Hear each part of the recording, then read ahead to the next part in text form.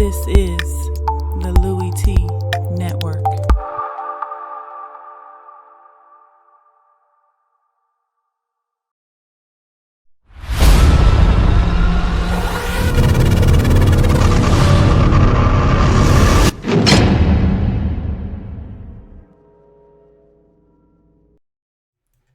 Who else could it be but me, your man, Louie Tee? Welcome. You are here on lockdown coverage week 2 in the National Football League.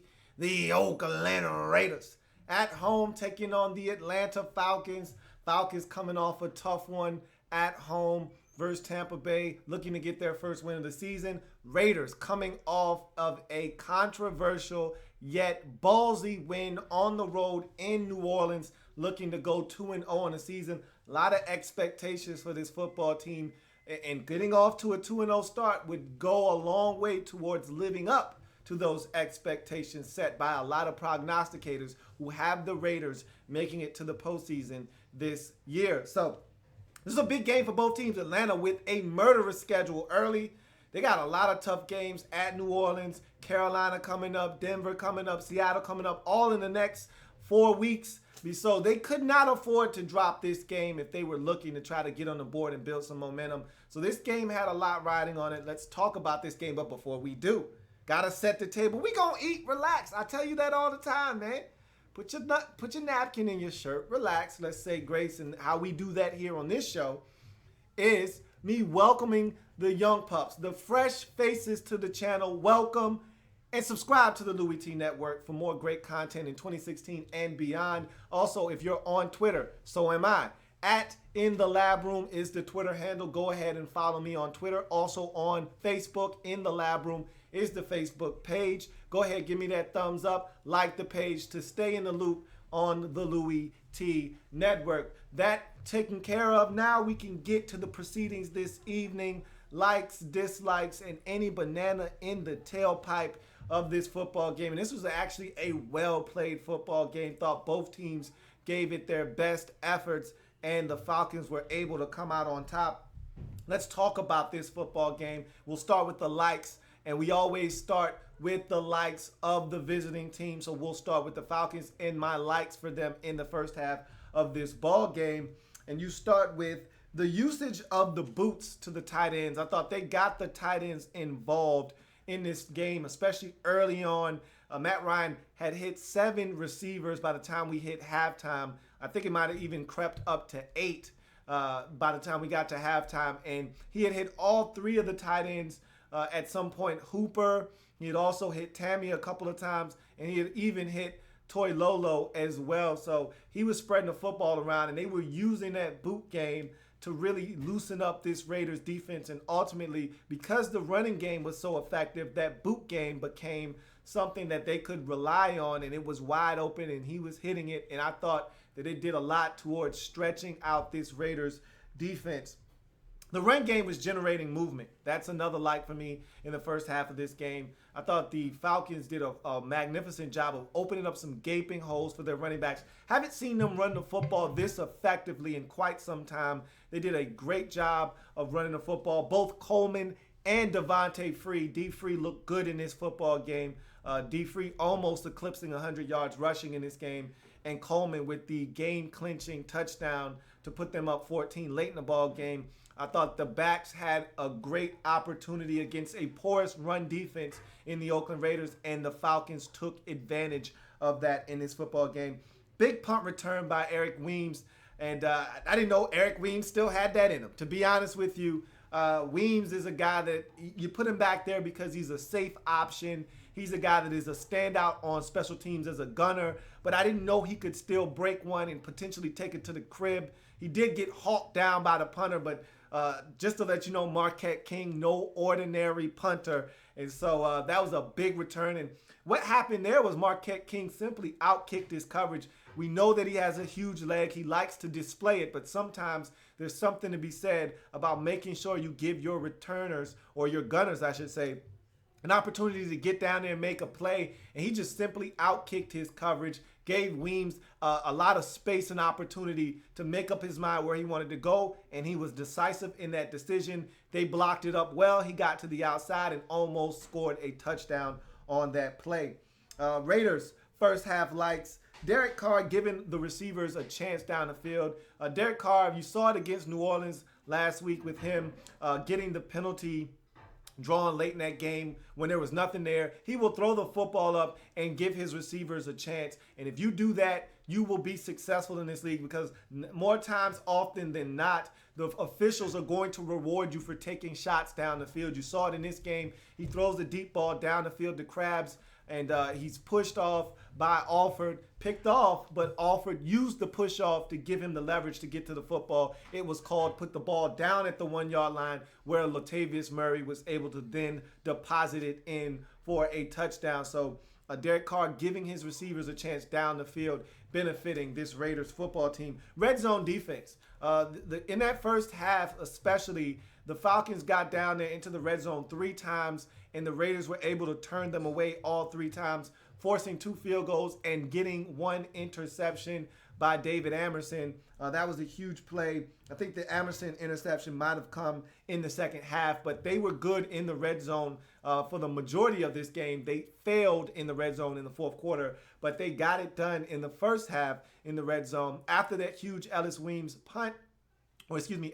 punt, they were able to force them to kick a field goal, and they were able to do that twice in that first half. So the Raiders' red zone defense kept them in this game because they were struggling defensively, as we know they're going to do for the majority of this season. Yet they still kept this game at only 13-7 because of that red zone defense. Let's go to the first half dislikes. We go to the Falcons. A big pass interference penalty on Robert Alford. I already talked about that on the push-off on Krabs. Put the football at the 1 yard line, allowed Latavius Murray to get into the end zone and give the Raiders their first points of the game. He really didn't need to do that. He was in great position. All he had to do was go up and fight for the football. No need to push off to give you some extra leverage to go get the ball. He should have just played the football. He would have been fine had he just done that. Instead, he got handsy, pushed off, intercepted the football, but cost his team by picking up that PI in the end zone, putting the football at the 1 yard line.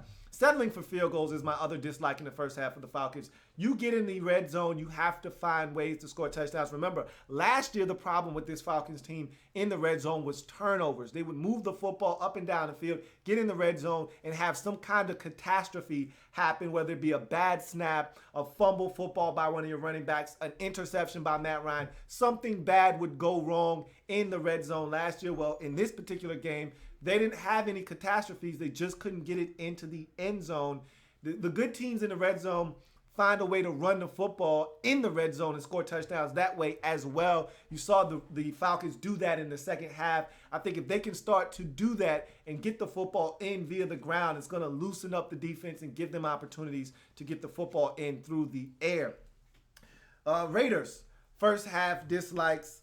Tywan Jones muffing a kickoff. Now, it didn't ultimately kill them, as they were able to pick up a first down and get from the shadow of their own goal line, but that's still a mistake. You can't have it. And if they were to go 3 and out, it would have gave the Falcons tremendous field position. And if I'm not mistaken, because of that Tywan Jones muff, that was the possession where Marquette King decided he wanted to kick the daylights out of the football and set up Eric Weems for that great return. So it did have a little bit of an effect, but for me, special teams was the problem in the first half of the Raiders. Not necessarily the defense, even though the defense was giving it up. They stood strong in the red zone, only giving up 13 points. The special teams, to me, was the big letdown in the first half. You got the Tywan Jones muff kickoff. You've got the big punt return given up to Ellis Weems. And then you have a high snap that forces a missed field goal going into halftime. And I don't know if Seabass was going to knock it home or not, but I would have loved to have seen him get the opportunity with a clean snap and a good hold. Instead, the snap was high. King tried to rush it down.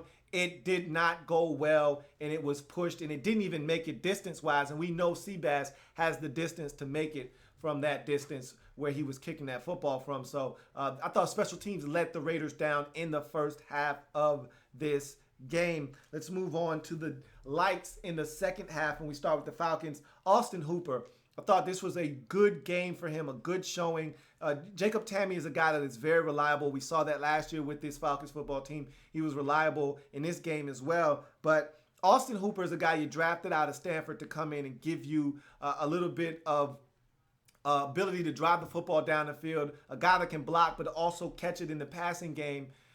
And I thought he did a lot of that in this game. He made some huge catches down the field. He gives you the ability to stretch the field and a guy that can high point the football. Austin Hooper made some plays. If they can get this kind of performance out of him moving forward, that's going to make this Atlanta Falcons offense that much more potent and give Matt Ryan another trustworthy target to throw the football to. Julio Jones, huge in this game before leaving with the injury.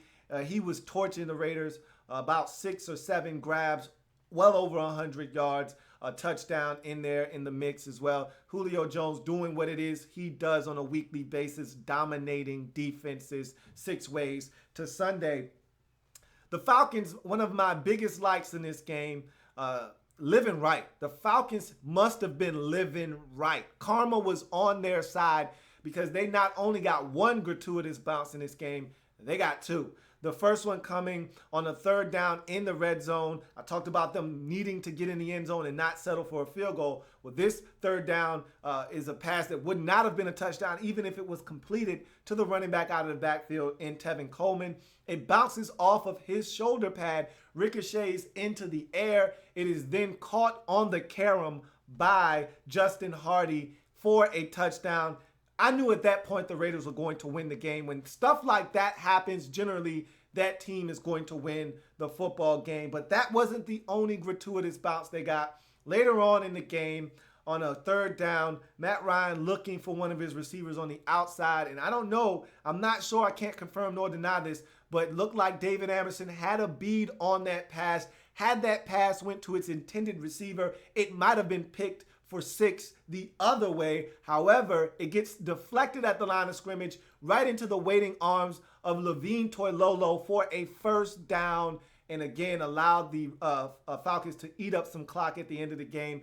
Couple of big bounces going their way, deflections that helped the Falcons win this game. The Falcons were living right. They did some things that got them some good karma, and it came their way in this ball game. And the aggressiveness late. I love the aggressiveness shown by the Falcons late in this ball game. They rolled the dice. They knew they needed to throw the football in order to get the 1st downs. Raiders were stacking the box looking to stop the run. So they go with a fake run, bubble screen to the receiver, Gabriel, out of the backfield. That ends up getting them a nice chunk of yardage to put them in a 3rd and manageable situation where they then run from a stacked bunch formation, a slant to Mohamed Sanu, check, 1, 2, 1, 2. Guess who? Mohamed Sanu with the big 3rd down reception to force the Raiders to use all of their timeouts and put the Falcons in a position to eat up the clock. They essentially punted the football and left the Raiders with just 2 seconds because of that huge 1st down. That aggressiveness late by Kyle Shanahan really gave the Falcons the best opportunity to put this football game away. Second half likes for the Raiders.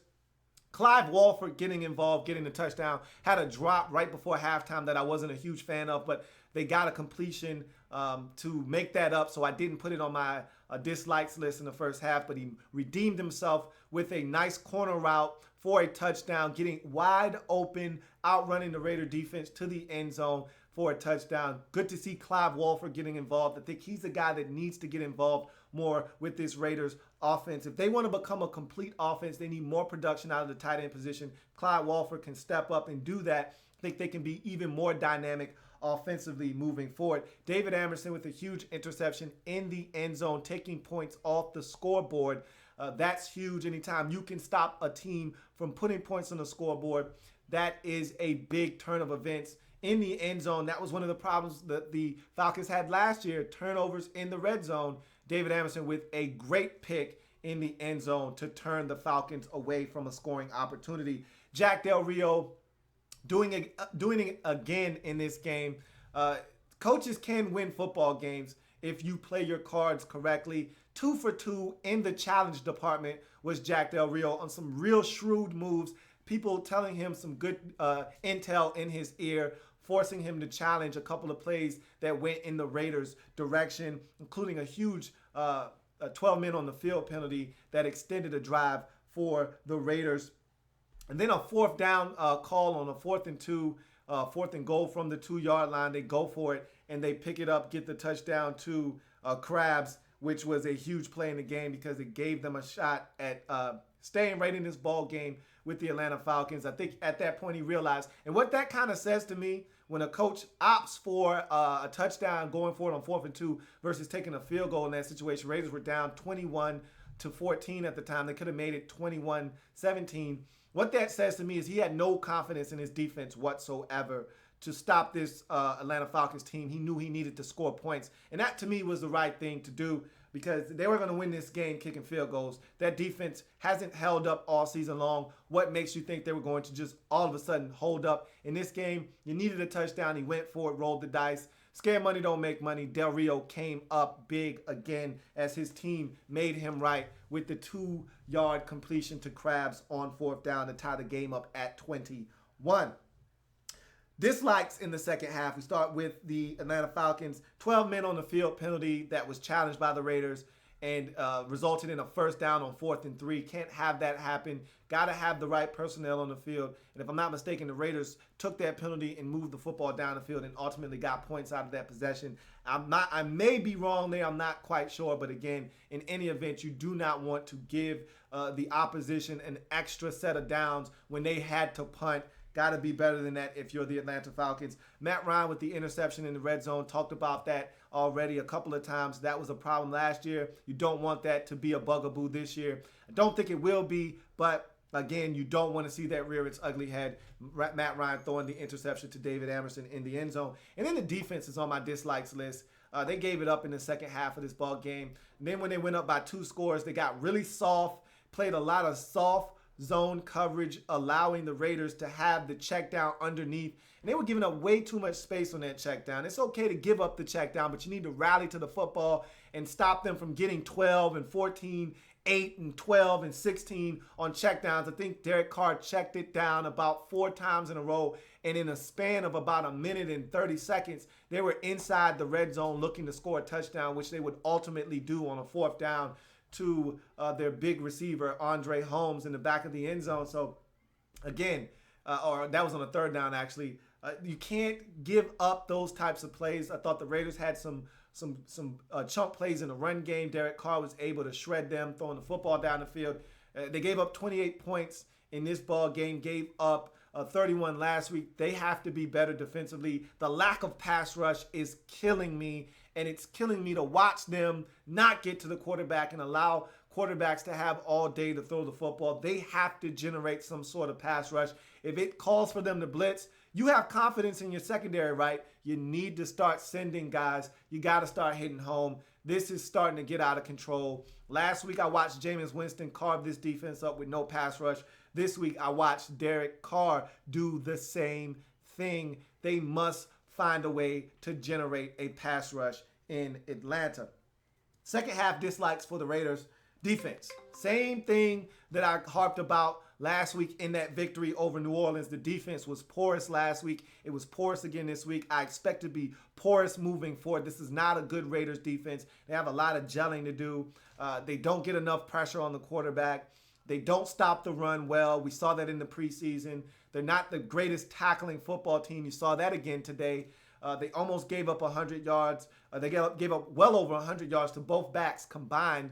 They struggled to stop the Atlanta Falcons in some crucial situations. They got a chance to get the football back, maybe have a chance to tie this game, maybe even go for 2 again like Del Rio did last week. They give up the first down late in the ball game to salt it away. They had a chance to get off the field a couple of times and weren't able to stop Matt Ryan on 3rd downs in some critical situations.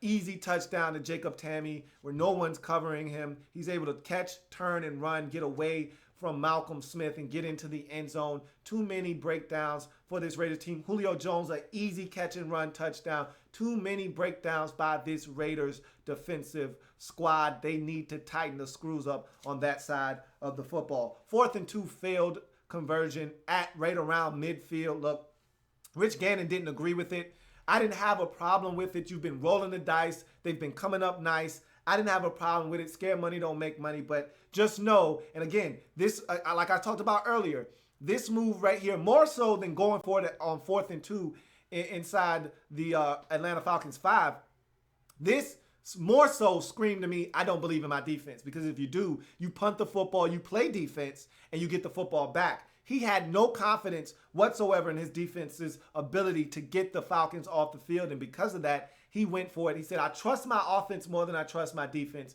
So he goes for it in that situation. And I would have loved to have seen him put the ball in Derek Carr's hands. Don't hand it off to Rashard there. You're not running the football well enough to do that.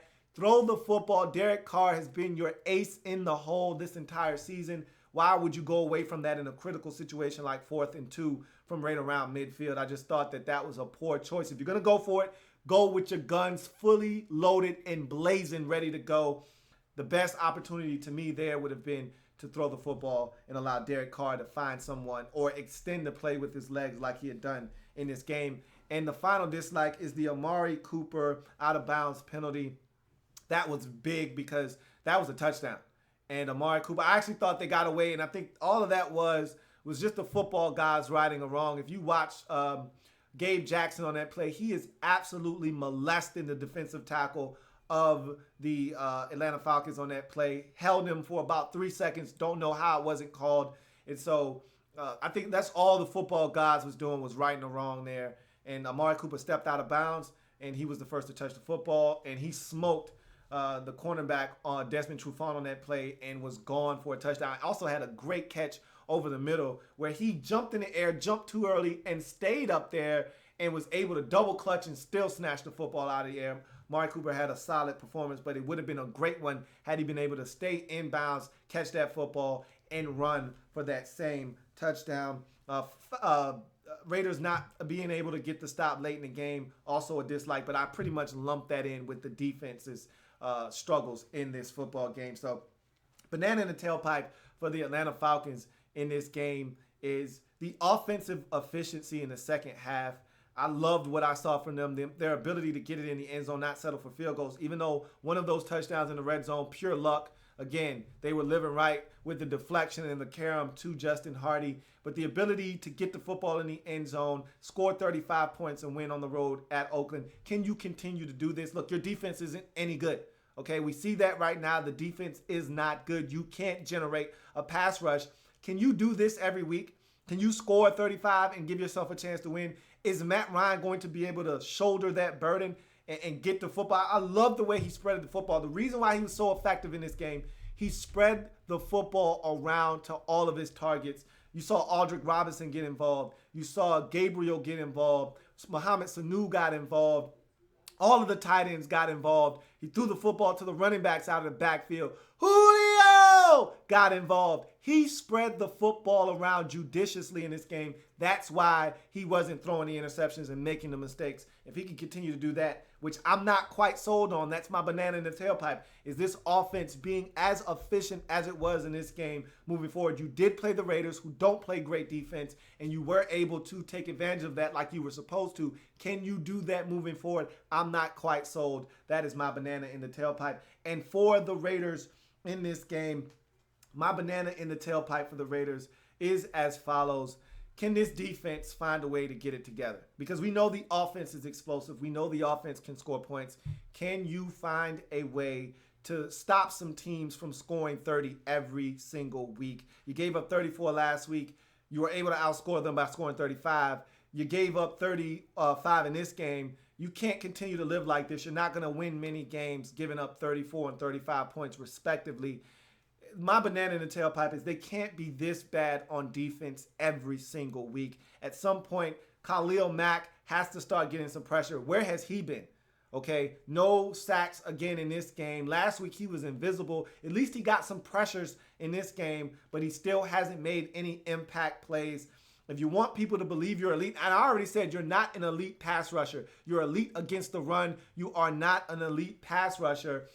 if you're going to prove that you're an elite pass rusher and prove me wrong, then you need to go out and start making plays. I don't want to hear about being double teamed. I don't want to hear about getting chipped. Von Miller isn't an elite pass rusher. He gets chipped. He gets double teamed. You saw what he did last game against the Colts, 3 sacks in that game, including a game-clinching strip that forced a fumble that allowed the Broncos to put that game away. That's what elite pass rushers do. With the game on the line, they go out and get it done. Haven't heard from Khalil Mack. Can this defense start playing better? I'm not sure.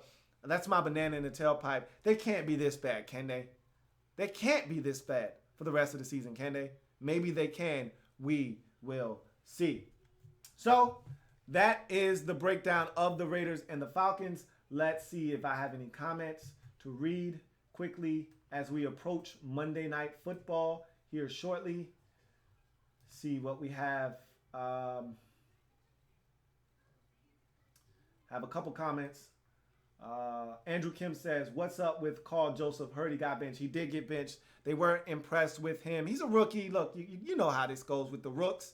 They make some mistakes, especially at the safety position. Angles are important. You got to know what you're doing. This is a guy coming off of major knee surgery. You know it's going to take him a little while to get his legs under him. He wasn't what they thought they were getting right away. Give him some time. He'll get back in there. But right now they're rolling with Keith McGill at safety, a guy that they've been honing in and honing his skills for the last couple of years out of Utah. They're hoping that he can morph into a guy that they can rely on at the safety position. Because remember, they went out and got Reggie Nelson, a veteran. He's a stopgap. He's not going to be around for a long time. So he's just a veteran presence back there. If McGill can get his act together and play good football, and then they can get something out of Carl Joseph, they may have a little tandem back there for years to come. We'll see. Abraham Lopez says, what do you think of Deion Jones so far? I like his athleticism. We knew he had that coming out of LSU.